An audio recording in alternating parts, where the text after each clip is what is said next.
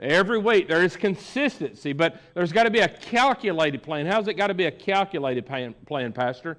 Look at the rest of the verse. On the first day of every week, each of you is to put something aside.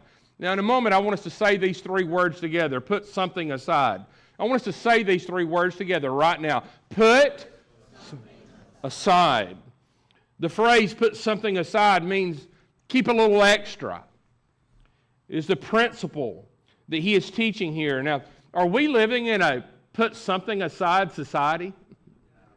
We're not living in this society. In the 16th century, the bugbears, I don't know if anybody's ever heard of the bugbears, but the bugbears were a group of people that got together and they put on a play, and in 1561, they coined the phrase, put something aside for a rainy day. It became so widespread that this play was not only produced in Italian, but it was produced in French and even in English plays. It spread like wildfire. People were intrigued with, what does this phrase mean? Put something aside for a rainy day. And it was always understood that the rainy day meant an unexpected day. Have you ever had that happen in your life?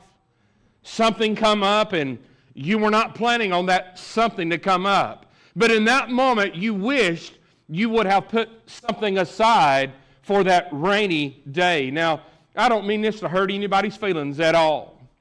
But I would agree, we are not living in that society right now when people are diligent to put something aside. People are living for themselves to the point that they are not putting something aside, but they are going deeper and deeper in debt. And I want to say this very clear. That is not God's plan for your life.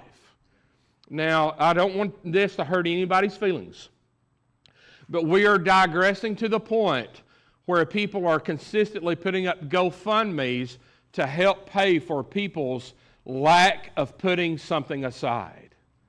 And when we understand that God has a desire for us to put something aside, then I believe this. We understand, as children of God, we need to be putting something aside.